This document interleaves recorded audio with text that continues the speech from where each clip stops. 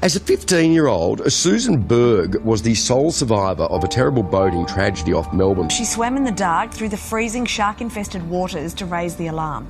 But as you'll see, she's a survivor in every sense of the word. This next story is one of triumph over fear, a woman who battled through a terrible family tragedy. The latest challenge she's faced has proved to be her toughest yet. 49-year-old Susan Berg will take the plunge on her longest open water endeavour. Susan hopes her swimming and story of survival will inspire others that they too can recover from their pain and even use it to do extraordinary things. Hi, I'm Susan Berg and I'm from Melbourne, Australia. My life story was published in Australia in 2015, and since this time I've been sharing my journey with audiences around the world. It filled me with fear for 30 years. I liked nothing about the open water. Even the sound of it to me was a distressing sound. Being in the water for 3.5 hours on the night of the accident, and since then I've just hated being surrounded by water. It was something that was tragic. I lost my parents and my brother in water. I was actually challenged by a friend of mine to do this race. Knowing my fear, he challenged me to swim the Lawn Pier Pub, the biggest ocean water swim in the world. All the best. Thank you very much, thank you. You do well. The last time I ever saw my family was out in the water. So being out there and doing this today, it feels like it's kind of, reuniting with them.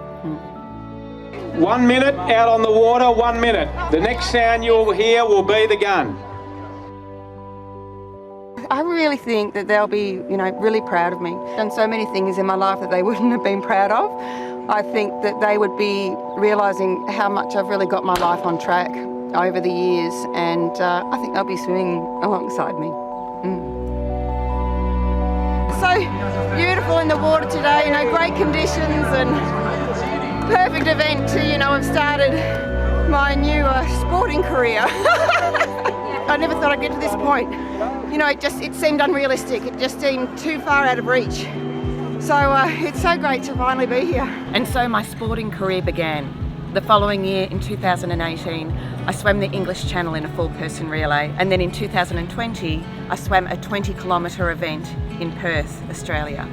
I now have my sights on a solo crossing of the English Channel. While my greatest fears were water and also public speaking, these are the two areas of my life that I now find the most rewarding. We don't need to be defined by our trauma. We can use our past experiences that have been painful to actually propel ourselves forward and to achieve things that we never thought were possible. It's a privilege to share my journey with others and to provide them with the tools to help them overcome adversity.